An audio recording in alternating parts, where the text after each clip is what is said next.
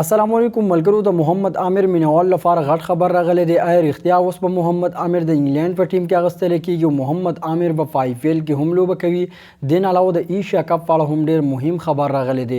نو ټول معلومات در سره په دې ویډیو کې شیر کوم. نو په ویډیو کې راستر اخر پوری پاتې شئ. د محمد عامر په حواله سره ډیر خبرونه چلیږي چې محمد عامر به اوس د انګلند په انټرنیشنل ټیم کې اغوستل کیږي. فراروان آی پی ایل کې به هم شریکت کوي. محمد عامر بل ورځ ای آر واي نیوز چینل والا له انټرویو ورکړی چې په دغه انټرویو کې محمد عامر نه ډیر زیاتې پوښتنې وشوې.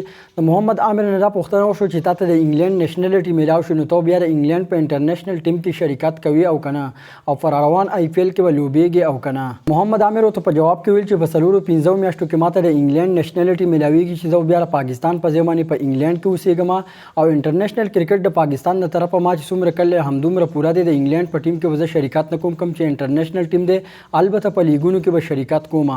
او د آی پی ایل په حواله سره محمد عامر داسې ویل چې بیا به دا وخت ګورم او زه به اندازې ته ګورم چې اوس په آی پی ایل کې شرکت وکم او کنه او بیا دا وخت خبره وي. که تاسو اوس وګورئ نو د محمد عامر لا عمر دومره نه دی. محمد عامر کولی شي چې د انګلند په انټرنیشنل ټیم کې هم لوبه وکړي. هم محمد عامر غواړي چې د انګلند په انټرنیشنل ټیم کې لوبه ونه کړي، صرف په لیګونو کې لوبه ترسره کړي. چې محمد عامر ته د انګلند نېشنلټي میلاو شي نو بیا پر روان آی پی ایل کې محمد عامر هم شرکت کولی شي. نو پر روان څلور 15 میاشتو کې محمد عامر ته د انګلند نېشنلټي میلاویږي چې محمد عامر بیا تاسو ته په لیګونو کې په نظر باندې راځي. څنګه چې تاسو ته پته په آی پی ایل کې په پاکستاني لوبغاړو باندې پابندي ده، خو چې محمد عامر ته د انګلند نېشنلټي میلاو شي نو بیا محمد عامر په آی پی ایل کې شرکت کولی شي. که محمد عامر وغواړي چې په آی پی ایل کې لوبه ترسره کړي نو د آی پی ایل هر یو فرانچایز به ورته ویلکم کوي، ځکه چې محمد عامر یو ډیر ښه بالر دی. که تاسو د محمد عامر کرکټ کیریئر وګورئ، محمد عامر د پاکستان لپاره ډېرې کمې لوبې کړي دي، خو ډېرې ښې لوبې کړي دي او په هر میچ کې پرفارمنسز ورکړي دي. د محمد عامر ډېر مینوال په دې تمه و چې محمد عامر به دوباره د پاکستان ټیم ته راشي، خو داسې ونه شوه.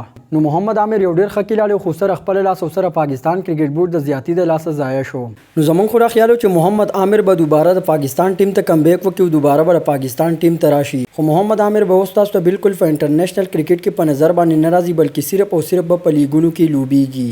پر روانو څلورو 15 میاشتو کې محمد عامر ته د انګلند نېشنلټي میلاویږي نو بیا د محمد عامر مرزي ده که د انګلند په انټرنیشنل ټیم کې لوبېږي او که په آی پی ایل کې لوبېږي. او د ایشیا کپ په اړه هم ډېر مهم خبر راغلی دی. زیات ملګري دا پوښتنه کوي چې د ایشیا کپ چې کوم باقي شیډول له نو به کله اعلانېږي. تاسو ته دا معلومه شي چې ایشین کرکټ کونسل لا تر اوسه پورې د ایشیا کپ پورا شیډول نه دی اعلان کړی، خو دومره معلومه شوې ده چې ایشیا کپ په 31 اگست باندې شروع کیږي چې د ایشیا کپ اولنی څلور میچونه په پاکستان کې کیږي او د ایشیا کپ باقي 9 میچونه په سریلانکا کې ترسره کیږي. د ایشیا کپ اولنی میچ پر پاکستان او نیپال ترمنځ په قزاقپی سټیډیم لاهور کې کیږي. لا تر اوسه پورې د ایشیا کپ د څلور میچونو شیډول اعلان شوی دی او د باقي میچونو شیډول اعلان به پر روان ورځ 2 کې هم وشي.